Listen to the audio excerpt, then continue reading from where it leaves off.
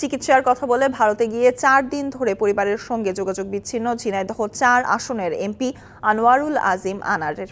সবশেষ ১৬ই মে তার মোবাইল ফোন থেকে একটি মিসড কল আসে ব্যক্তিগত সহকারীর নম্বরে। এরপর থেকে মোবাইল ফোনও বন্ধ। এমপির ব্যক্তিগত সহকারী জানান, বিষয়টি বাংলাদেশ সরকারের উচ্চ পর্যায় এবং ভারতীয় হাই কমিশনকে অবহিত করা হয়েছে। আনোয়ারুল আজিম আনার ঝিনাইদহ ৪ আসনের সংসদ সদস্য।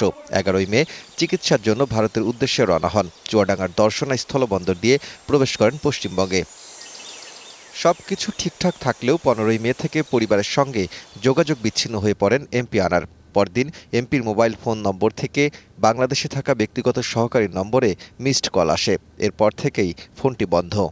১৩ তারিখ ১৪ তারিখ পর্যন্ত ওনার সাথে যোগাযোগ ছিল। ১৫ তারিখের থেকে কোনো যোগাযোগ নেই। ১৬ তারিখে আবার উনি আমাকে মিস কল দিচ্ছেন সকাল ৭:৪৬-এ। তারপর আমি র্যাঙ্ক ব্যাক দেওয়ার পরে আর আসতে পারছি না। এখনো পর্যন্ত তার যে কোনো অনলাইন বা কোনো ওভার ফোন বা কোনো মেসেঞ্জে কোনো কিছু টেস্ট করতে পারছে না। এমপি আনারের খোঁজ না পেয়ে বাংলাদেশ সরকারের উচ্চ পর্যায় এবং ভারতীয় হাই কমিশনকে অবহিত করেছে পরিবার। নগদে ৫০০ টাকা বা তার বেশি পেমেন্টে পেতে পারেন ঢাকায় জমিসহ ২০ কোটি টাকার পুরস্কার।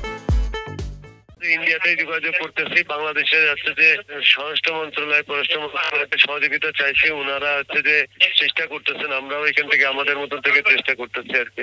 কালীগঞ্জ থানার ওসি জানান, এমপি আনারের বিষয় নিয়ে এখনো যোগাযোগ করেনি তার পরিবার। এখন পর্যন্ত আমাদের কাছে কোনো লিখিত বা কোনো চিঠি বা কোনো কিছু হয় নাই। তবে যতটুকু জানি তারা ভারতের সাথে যোগাযোগ করতেছে, হাই কমিশনারের সাথে। এমপির খোঁজ না পেয়ে উদ্বিগ্ন স্থানীয় আওয়ামী লীগের নেতারাও। তার পরিবার এবং কালীগঞ্জের মানুষ এবং কালীগঞ্জ উপজেলা আওয়ামী লীগের পাশাপাশি আমরা ঝিনাইদহ জেলা আওয়ামী লীগ উদ্বিগ্ন। আনার ভাই কোথায় আছে, কি অবস্থায় আছে, বিপদে আছে না ভালো আছে, কি অবস্থায় আছে, এটা খুঁজে তাৎক্ষণিকভাবে তার সংবাদটা তার পরিবার এবং দেশবাসীকে জানানোর জন্য বিশেষভাবে আমি জেলা আওয়ামী লীগের সাংগঠনিক সম্পাদক হিসেবে অনুরোধ করছি। ২০১৪ সাল থেকে টানা ৩ বার সংসদ সদস্য নির্বাচিত হয়েছেন আনোয়ারুল আজিম আনার। Daud Khan, DBC news, Dhaka.